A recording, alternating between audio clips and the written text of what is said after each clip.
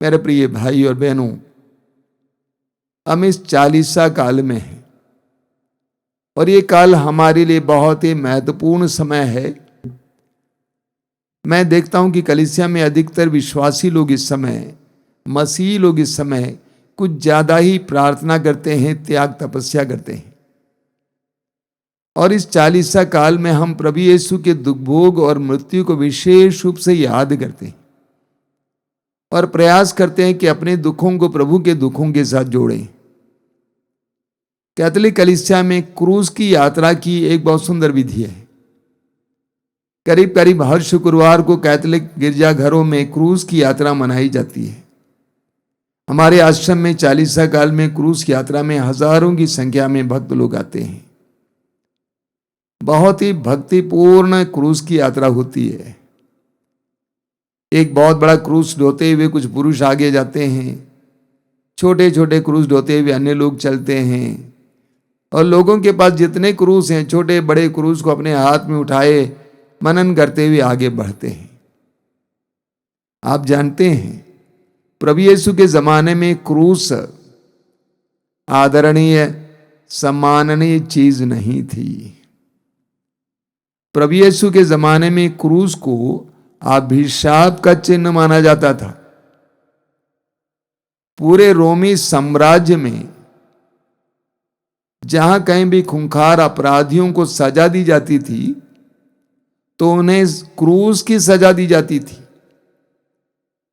यानी क्रूस की सजा सबसे दर्दनाक, सबसे शर्मनाक और सबसे घृणित सजा मानी जाती थी। और यहूदियों के लिए जो क्रूस पर लटकाए जाते थे वे ईश्वर की ओर से अभिशाप मानते थे। हम पढ़ेंगे विधि विवरण ग्रंथ के अध्याय 21 वाक्य 23 में, वहां लिखा हुआ है, जो काठ पर लटकाया गया है वो ईश्वर द्वारा अभिशप्त है। यहूदी लोग काठ पर लटकाए गए लोगों को, क्रूस पर लटकाए गए लोगों को अभिशप्त मानते थे। ऐसे खूंखार अपराधियों को क्रूस की सजा देने की प्रथा सम्राट कॉन्स्टेंटाइन के समय बंद हुई। सम्राट कॉन्स्टेंटाइन के समय उन्होंने यीशु के विश्वासियों को, यीशु के शिष्यों को आजाद किया था। तब तक यीशु के शिष्यों को और ईसाइयों को अवैध धर्म माना जाता था, उन पर अत्याचार किया जाता था। लेकिन सम्राट कॉन्स्टेंटाइन ने उनको आजाद किया, स्वतंत्रता दी। उनकी पत्नी और उनकी मां दोनों यीशु पर विश्वास करके मसीही बन चुके थे। इसलिए कॉन्स्टेंटाइन ने क्रूस की सजा को बंद कर दिया, क्योंकि तब तक क्रूस एक आदरणीय चीज बन गई थी। तो लोगों के लिए क्रूस अभिशाप का चिन्ह था, पराजय का चिन्ह था। लेकिन प्रभु यीशु ने उस अभिशाप को अपने ऊपर ले लिया। गलातियों के पत्र के अध्याय 3 वाक्य 13 में संत पौलुस कहते हैं, यीशु हमारे लिए अभिशप्त हुए।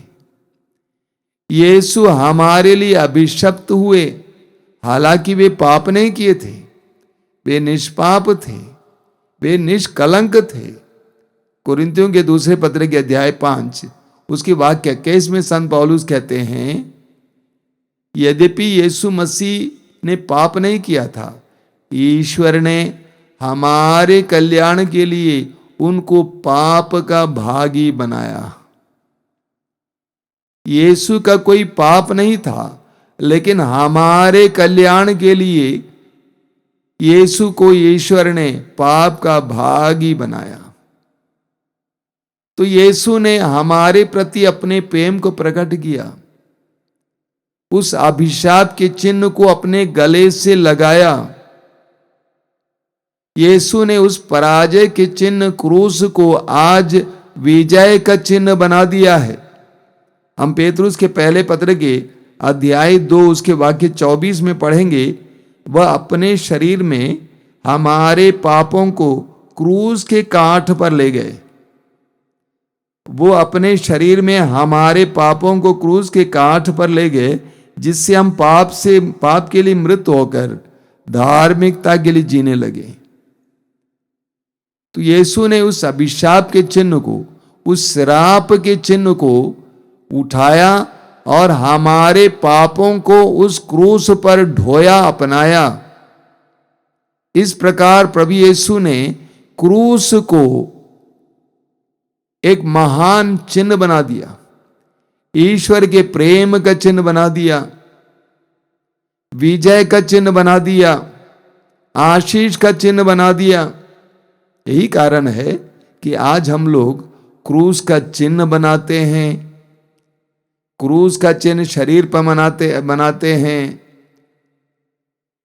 क्रूस पहनते हैं, क्रूस लटकाते हैं, क्योंकि जो अभिशाप का चिन्ह था यीशु की मृत्यु के द्वारा, उस निष्पाप मेमने यीशु की मृत्यु के द्वारा, दुख भोग के द्वारा आज आशीष का चिन्ह बन गया है। इसलिए हम विश्वासियों के लिए दुख कोई बुरी चीज नहीं है। कई विश्वासी लोग सोचते हैं हम यीशु पर विश्वास करते हैं, प्रभु पर विश्वास करते हैं, तब भी हमारे जीवन में ऐसा क्यों होता है? उन्होंने अपने विश्वास को जाना नहीं है।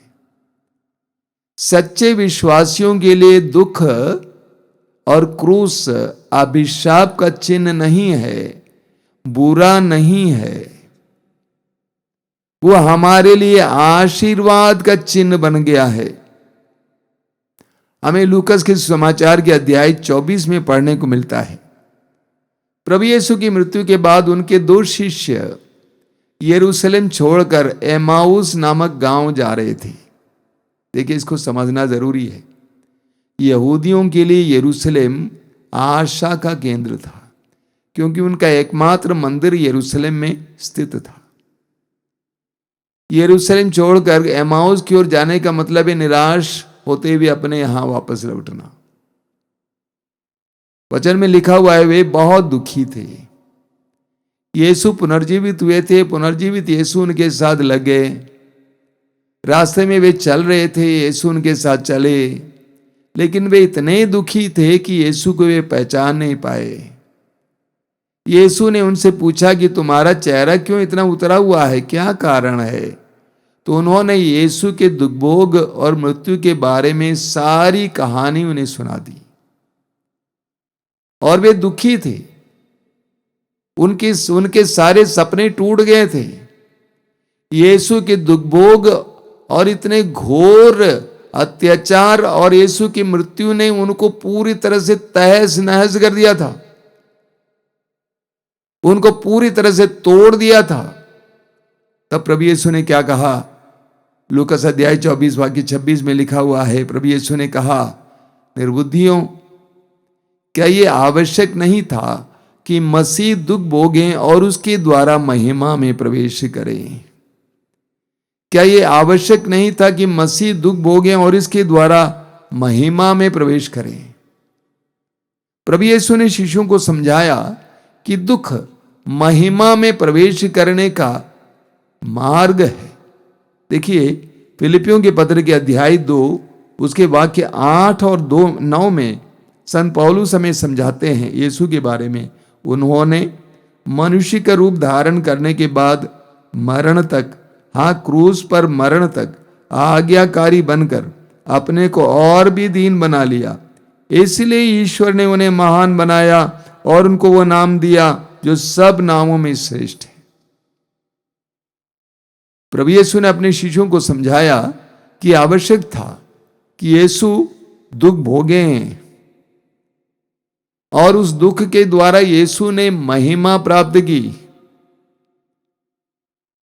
हमें पढ़ने को मिलेगा पुराने विधान में अय्यूब के बारे में। आपने सुना है, अय्यूब एक धनी इंसान था, एक परम भक्त इंसान था। अय्यूब की परीक्षा लेने के लिए अय्यूब के जीवन में विपत्ति पर विपत्ति भेजी गई, लेकिन अय्यूब टूटा नहीं, उसका विश्वास टूटा नहीं, उसका विश्वास बिल्कुल नहीं टूटा। वह ईश्वर पर भरोसा बनाए रखा। नतीजा वचन में आप पढ़ेंगे कि ईश्वर ने अय्यूब को दुगुना आशीर्वाद दिया। ईश्वर ने अय्यूब को दुगना आशीर्वाद दिया। दुख के समय हालांकि लोग, यहां तक कि उसकी पत्नी भी उसके ऊपर हंस रही थी, इसके बावजूद वो ईश्वर के प्रति वफादार बना रहा।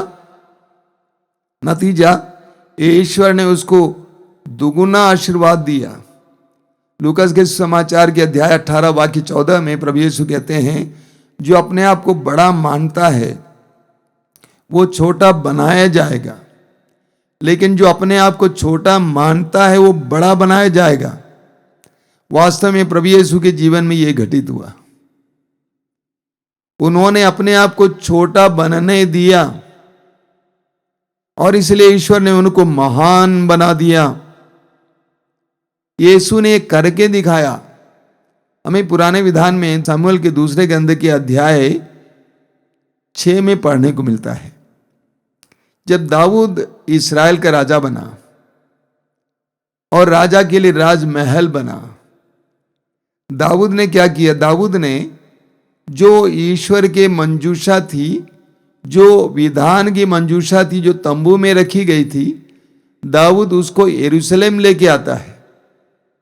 सैकड़ों लोगों के साथ जुलूस में लेके आता है और मंजूषा के सामने दाऊद गाता है, नाचता है, दासियों के साथ गाता नाचता है।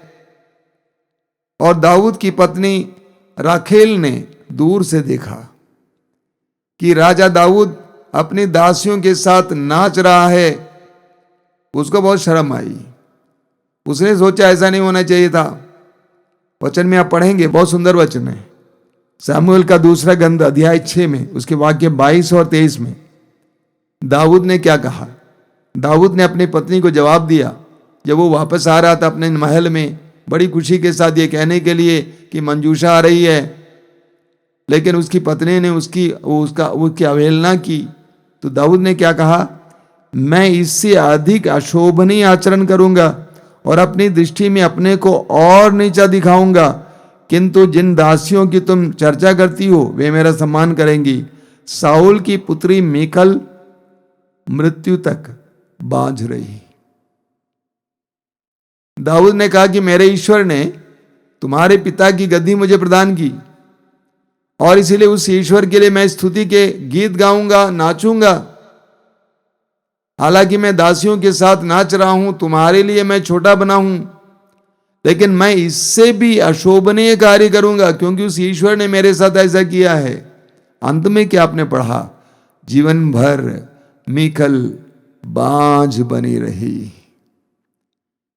राजा दाऊद यशस्वी राजा बना रहा, लेकिन उसकी पत्नी जो छोटा बनने के लिए तैयार नहीं थी वो बांझ बनी रही। प्रभु यीशु ने अपने आप को छोटा बनाया और ईश्वर ने उन्हें महान बनाया। मेरे प्रिय भाई और बहनों, प्रभु यीशु दुख और क्रूस की शक्ति जानते थे, क्रूस का सामर्थ्य जानते थे। यही कारण है कि प्रभु यीशु क्रूस से भागे नहीं। यीशु के सामने भी दूसरे उपाय थे। यीशु क्रूस से बच सकते थे। यीशु के सामने भी उपाय था, बस थोड़ा सा समझौता करना था।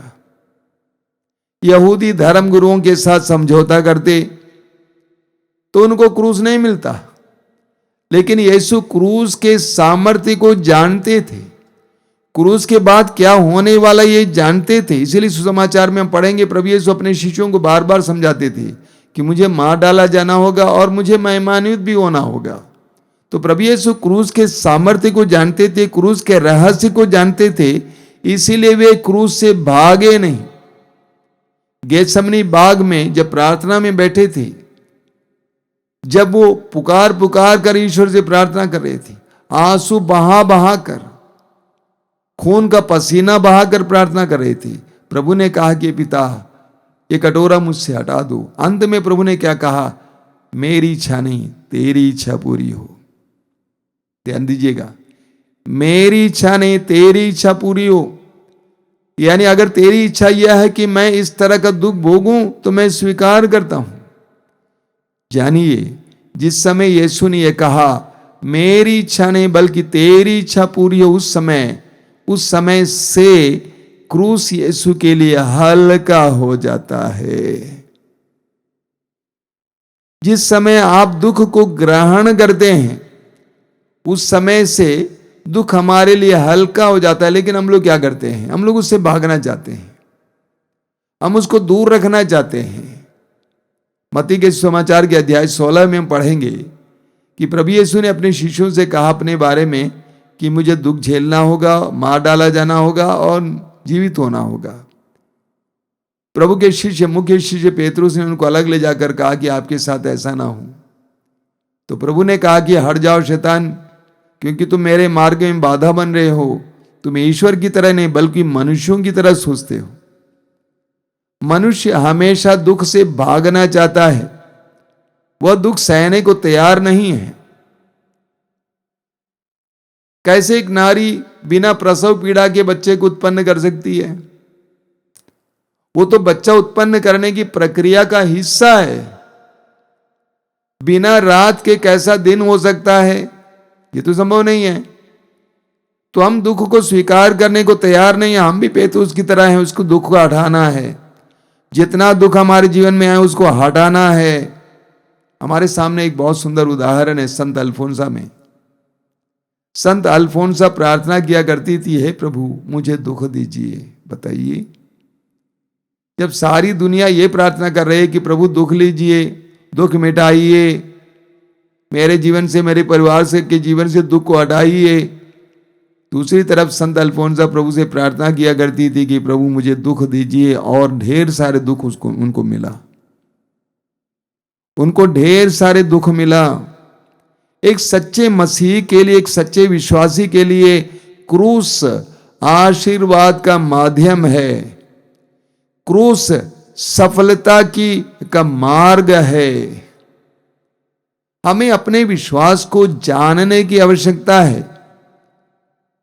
लोग सिर्फ पाने के लिए प्रभु के पास जाते हैं। अगर हम प्रार्थना करते भी हैं तो कुछ मांगते हुए प्रार्थना करते हैं, कुछ पाने के लिए करते हैं। ये सच्चे विश्वासी नहीं है, सच्चे मसीही नहीं है। सच्चे मसीही क्रूस में सहभागी होता है और वो जानता है कि क्रूस और दुख के जरिए मुझे आशीर्वाद मिलेगा। यह सफलता का मार्ग है। याकूब के ग्रंथ के अध्याय 1 वाक्य 2 और 3 में याकूब कहते हैं, जब आपके जीवन में दुख आए तो अपने आप को धन्य समझिए। कितनी सुंदर बात है। याकूब कहते हैं जब आपके जीवन में दुख आए तो अपने को धन्य समझिए। अय्यूब के ग्रंथ के अध्याय 2, जोब के ग्रंथ के अध्याय 2 वाक्य 10 में जोब कहते हैं, अगर हम ईश्वर के हाथ से दुख ग्रहण कर सकते हैं तो सुख ग्रहण कर सकते हैं, तो क्या दुख नहीं ग्रहण कर सकते? जोब अपनी पत्नी से बोल रहे थे कि तुम पागल हो। अरे अगर हमें ईश्वर से सुख मिल सकता है तो क्या हमें दुख ना मिले? इसीलिए संत पौलुस थेसलोनिके के पहले पत्र के अध्याय 5 वाक्य 18 में कहते हैं, सब बातों के लिए ईश्वर को धन्यवाद दो। सब बातों के लिए, ना केवल सुख के लिए, ना केवल सफलता के लिए, ना केवल अच्छे स्वास्थ्य के लिए, बल्कि दुख के लिए, विफलता के लिए, रोग के लिए भी ईश्वर को धन्यवाद दो। मेरे प्रिय भाई और बहनों, प्रभु यीशु क्रूस ढोकर आगे निकले हैं। प्रभु यीशु हमारे लिए एक आदर्श है। वो क्रूस ढोते हुए आगे निकले। उन्होंने हमें सिखाया कि क्रूस ढोकर कैसे बढ़ना है। उन्होंने हमें सिखाया कि क्रूस के नीचे गिरना नहीं, गिरे रहना नहीं, बल्कि अंत तक क्रूस ढोते हुए आगे बढ़ना है। प्रकाशना ग्रंथ के अध्याय 2 वाक्य 10 में प्रभु यीशु कहते हैं, जो अंत तक, तुम अंत तक ईमानदार बने रहो। तुम्हारे ऊपर जुल्म होगा, अत्याचार होगा, लेकिन तुम अंत तक ईमानदार बने रहो और तुम्हें जीवन का मुकुट मिलेगा। प्रभु यीशु अंत तक ईमानदार बने रहे, अंत तक क्रूस को ढोते रहे और क्रूस पर मरे, उसके बाद पुनर्जीवित हुए। आज आप और हम यीशु पर विश्वास करते हैं। एक छोटा सा उदाहरण लीजिए। एक छोटा सा नाला है, नाले के ऊपर छोटा सा पुल बना हुआ है, लकड़ी का पुल, बहुत सकरी पुल है। और एक बड़ा भाई अपने छोटे नन्हे बेटे के साथ, भाई के साथ आगे बढ़ रहा है। बड़ा भाई आगे निकल जाता है, छोटा भाई पूछता कैसे जाएंगे कैसे जाएंगे। बड़ा भाई धीरे धीरे चल के आगे निकलता और कहता है इसी तरह चले आओ। यीशु ने कुछ ऐसा ही किया। यीशु ने कुछ ऐसा ही किया। देखिए पहला पेतरुस अध्याय 2 उसके वाक्य 23 में पेतरुस क्या कहते हैं। पेतरुस का पहला पत्र अध्याय 2 वाक्य 23 में संत पेतरुस यही बात कहते हैं कि कैसे यीशु हमारे लिए आदर्श बने हुए हैं। पेतरुस कहते हैं इसलिए तो आप बुलाए गए हैं क्योंकि मसीह ने आप लोगों के लिए दुख भोगा और आपको उदाहरण दिया जिससे आप उनका अनुसरण करें। मसीह ने आप लोगों के लिए दुख भोगा और आपको उदाहरण दिया जिससे आप उनका अनुसरण करें। उन्होंने कोई पाप नहीं किया और उनके मुख से कभी छल कपट की बात नहीं निकली। जब उन्हें गाली दी गई तो उन्होंने उत्तर में गाली नहीं दी। जब उन्हें सताया गया तो उन्होंने धमकी नहीं दी। उन्होंने अपने को उस पर छोड़ दिया जो न्यायपूर्वक विचार करता है। दुख भोगने के लिए, क्रूस उठाने के लिए यीशु हमारे लिए एक सुंदर नमूना है, उदाहरण है। देखिए मेरे प्रिय भाई और बहनों, कहा जाता है no Christ without cross and no Christian without suffering. यानी बिना क्रूस का ख्रिस्त नहीं और बिना दुख का ख्रिस्तीय नहीं। एक शिष्य को दुख सहना ही पड़ता है। बहुत सुंदर वचन संत पौलुस हमें सुनाते हैं तिमोथी का दूसरा पत्र उसके अध्याय 3 वाक्य 12 में। तिमोथी का दूसरा पत्र अध्याय 3 वाक्य 12 में संत पौलुस कहते हैं वास्तव में जो लोग मसीह के शिष्य बनकर भक्ति पूर्वक जीवन बिताना चाहेंगे उन सबको अत्याचार सहना ही पड़ेगा। एक बार और ध्यान से सुनिए, पौलुस कहते हैं वास्तव में जो लोग मसीह के शिष्य बनकर भक्ति पूर्वक जीवन बिताना चाहेंगे उन सबको अत्याचार सहना ही पड़ेगा। एक विश्वासी कभी भी दुख के सामने घबराता नहीं है, भुनभुनाता नहीं है। एक बहन है केरला में जिनका नाम है रानी जॉन। उनको प्रभु के दुखों का अनुभव मिला था। उनके शरीर में प्रभु के 5 घाव दिखाई दिए थे। उत्तर भारत से एक पुरोहित उनके पास गए थे। बातचीत के दौरान उस बहन ने कहा जब मेरे जीवन में दुख नहीं होते हैं तो मैं प्रभु से पूछता हूं प्रभु क्या तुम मुझे प्यार नहीं करते, क्या तुम मुझे प्यार नहीं करते। जिसको प्रभु प्यार करते हैं उनको प्रभु अपने दुख भोग में शामिल होने देते हैं। इस सच्चाई को जानिएगा।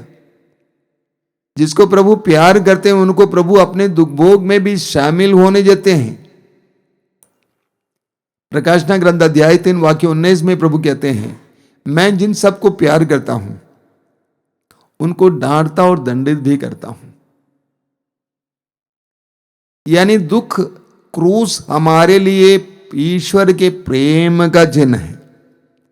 हम विश्वासियों के लिए क्रूस ईश्वर के प्रेम का चिन्ह है। हम क्रूस से बच नहीं सकते हैं। यीशु के साथ चलना है, वो क्रूसधारी है तो हमें क्रूस उठाना ही पड़ेगा। लेकिन क्रूस हमारे जीवन का अंत नहीं है। हमारे जीवन का अंत महिमा है। इसलिए प्रभु यीशु ने कहा लूकास अध्याय 9 वाक्य 23 में यदि कोई मेरा अनुसरण करना चाहे तो वह आत्मत्याग करें, प्रतिदिन अपना क्रूस उठाकर मेरे पीछे हो ले। यह संभव नहीं है कि गुरु एक रास्ते पे चले और शिष्य दूसरे रास्ते पे चले। गुरु क्रूस के मार्ग पर चले हैं तो हमें भी उसी मार्ग पर चलना है, इस सत्य को जानते हुए कि दुख हमारे लिए पराजय, अभिशाप और विनाश का माध्यम नहीं है। हर विश्वासी के लिए दुख महिमा का माध्यम है। कई वर्ष पहले प्रभु ने मुझे एक गीत दिया था। उस गीत की बोल कुछ इस प्रकार है, दुख तो जीवन साथी है, दुख में महिमा छाई है। दुख तो जीवन साथी है, दुख में महिमा छाई है। वास्तव में एक विश्वासी के लिए दुख में महिमा छाई है। एक विश्वासी के लिए दुख डराने वाला, धमकाने वाला, गिराने वाला, पतन कराने वाला वाली वस्तु नहीं है, बल्कि महिमा का माध्यम है। आंखें बंद कीजिए, हम प्रार्थना करें। प्रभु यीशु, धन्यवाद देते हैं आज के सुंदर दिन के लिए, इन पवित्र क्षणों के लिए धन्यवाद देते हैं। धन्यवाद देते हैं तेरे दुख भोग के लिए, तेरी मृत्यु के लिए, तेरे पुनरुत्थान के लिए। ये हमारे विश्वास का आधार है, आधारभूत बातें हैं। तूने हमारे आगे क्रूस ढोकर चलकर हमें बताया कि हमें कैसे चलना है। धन्यवाद देते हैं तेरे क्रूस के लिए, जो पराजय का चिन्ह था, अभिशाप का चिन्ह था, जिसको तूने विजय का चिन्ह बनाया है, आशीष का चिन्ह बनाया है। प्रभु यीशु, इस समय प्रार्थना करते हैं, हमें इस रहस्य को जानने की कृपा दीजिए। दुखों को तेरी तरफ प्रेम के साथ ग्रहण करने की कृपा दीजिए। दुखों को हराकर हमें अनंत जीवन प्राप्त करने की कृपा दीजिए, भरपूर जीवन प्राप्त करने की कृपा दीजिए। प्रभु यीशु, इन वचनों को सुनने वाले मेरे भाई बहनों को आशीर्वाद दीजिए। एक एक भाई बहन जो इन वचनों को सुन रहे हैं, इस समय तेरी आशीष प्राप्त करें, उनके विश्वास में वृद्धि हो, वे तुझ पर भरोसा रखें, तेरे साथ चलने के लिए तैयार हो जाएं। उनके जीवन के हर एक दुख के द्वारा तेरी महिमा प्रकट हो जाए, तेरी स्तुति, तेरी आराधना, तेरी महिमा हो।